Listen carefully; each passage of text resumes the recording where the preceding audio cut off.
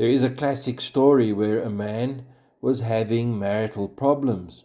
So he went to work and he was told to cut a hole in the roof of the 3-story factory where he worked. He got onto the roof and he cut that hole, but he stood in the middle as he cut the hole and he fell to his death.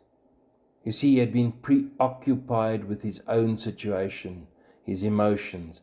He had become self-absorbed, and it cost him his life. There are so many things that can trigger you and me to become self-absorbed. For example, you may work hard on a project at school or at work, and at the end of that project, you do not get recognition. Other people get recognition, and you feel hurt, and you feel rejected, and you feel angry, and you start to think about it. In fact, you start to brood about it. And the image I have is the mind digging tunnels, the mind digging new tunnels and connecting them with older tunnels from previous digs where you had experienced rejection from a parent or somebody else. And then you end up like the person in the thumbnail picture of the sermon, lost, unhappy, and alone in the tunnels. And when I give you that picture, I'm seeing many people are there. Many people are there. So my point today is not so much the reason for being self-absorbed, but the fact that we can be self-absorbed for a variety of reasons, such as our situation, pride, rejection, loneliness, hurt. And then we can tunnel ourselves from those reasons into isolation or depression or anger or resentment or self-justification for sin or defeat or gloom or despondency. And on the other side, where we're dealing with pride, we can tunnel into the isolation of arrogance and self-importance. Now this all brings me to Jesus. On reflection, I concluded this week, Jesus has no tunnels. He is never self-absorbed or preoccupied with himself in the manner that I've just shared. And he never ever justifies or supports the being of self-absorbed or the being of preoccupied with oneself, or tunnels for that matter. So my personal reflection this week was on my own advanced inner system of tunnels that I've developed over 54 years, and the call from Jesus anew to fill them in and come out. And so today you would know if you are self-absorbed. You'd know where you are, what kind of life you're living, whether you're living a life which is open or whether you're living a life which is preoccupied with yourself. And if you are living a self-absorbed or preoccupied life, Jesus' call remains the same as it has to all Christians through the centuries. Come out of that. No more tunnels. Come out. And if I understand the text correctly, the key to getting out is learning to live a life of washing dirty feet daily, by analogy, of course. Maybe it's not the key, maybe it's the starting point. In Jesus' day, only the lowest servants were assigned to washing feet that were dirty from the dusty streets. It was unthinkable that the master would wash the feet of the servants. Yet Jesus does that, and he takes this action. If you read the text, you'll see there's great focus on his actually doing this. He takes off his outer clothing and he wraps a towel around his waist, and then he fills a basin with water. There's intentionality, there is action. And then he goes down on his knees and he washes the disciples' feet.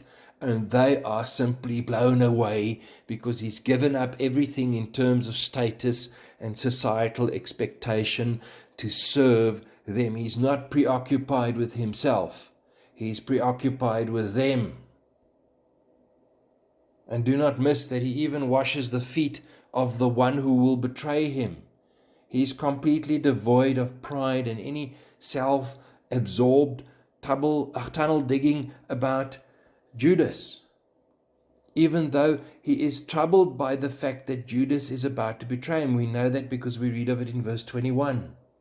But still, he washes Judas's feet, even though Judas does not deserve it, and Judas is the enemy in that space.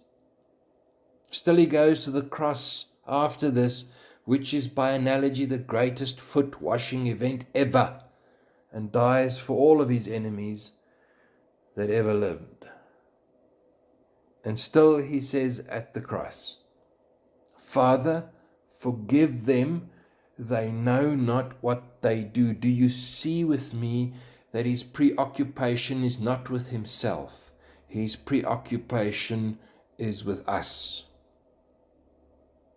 When Jesus is finished washing the disciples' feet, he says these incredibly beautiful and important words. He says to them, do you understand what I've done for you? You call me teacher and Lord, and rightly so, for that is what I am.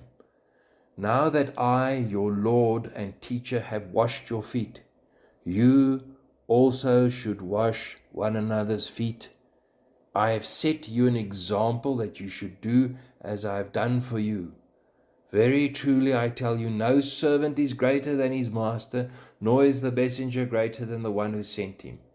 Now that you know these things, listen to this, now that you know these things, you will be blessed if you do them. Did you hear that? You will be blessed if you take off the outer garment and wrap the towel around your waist, and if you fill the basin with water, and if you go down on your knees, if you practically do it. You will be blessed if you turn away from continually looking inward and you start to look outward to others first. You will be blessed if you stop digging tunnels. You will be blessed if you follow his example and humble yourself with some kneeling at the feet of others. You will be blessed if you kneel and wash the feet of your enemies, which is completely counterintuitive, but the blessing lies along that path. So may I suggest that you and I start at home and then work outwards in concentric circles, not forgetting those who you believe do not deserve your love. In other words, what I'm saying is find your Judas or find your Judy and wash his or her feet. And why? Why would you do that? Well, firstly, because Jesus said you must, and because we profess him to be our master. And secondly, because if we do it, whether we get a good response or a bad response, there will be a blessing. And why will there be a blessing? Because Jesus has commanded a blessing if we serve others the way he serves us. Now I remind you that there is no solution to all your problems and your situation, your unhappiness within yourself. You do not have the solution within yourself. The limp from some wounds that you received will never be taken away. You will not straighten certain things out. And I've said this before and I'll say it again. Jesus is the stranger who calls you from outside to come out, just like he called Lazarus to come out of the tomb. There is no life or solution in the tunnels. Even though you are familiar with them, and even though going outside to meet Jesus the way he's asked feels counterintuitive and frightening, nothing good, I can tell you at age 54, nothing good dwells in the tunnels. Nothing good can come from there. What has to happen is that you and I go out and meet Jesus on the terms that he has set. And once we do that, there is a blessing over and above the fact that we have great and sweet communion with him. I close. Coming out of the tunnels, I must add this, requires that you understand that there is a price. There is a price. And that price is costly. It's laying down your life for others. So it's not just la-di-da, it's a big decision to come out. It's the decision to put yourself second and others first. It's the decision to fill in every tunnel of self-absorption and preoccupation. I don't know if you noticed in the text that Peter did not understand initially the price or the spectacular laying down of Jesus' life still to happen on the cross. Jesus said to Peter and the disciples, and this is profound again, a new command I give you, love one another as I have loved you, so you must love one another. By this everyone will know that you are my disciples, if you love one another. And so after Jesus had said that, Simon Peter asked him, Lord, where are you going?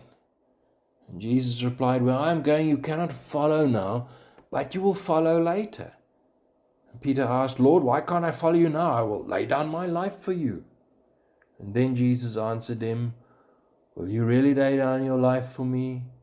Very truly I tell you, before the rooster crows, you will disown me 3 times.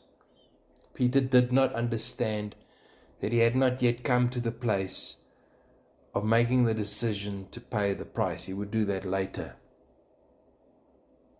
And so as you reflect on being obedient to Christ, as you reflect on coming out, meeting Him, and laying down your life, may you also reflect that you will be giving everything of yourself to God and to others. That will be the price. May God bless you. Amen.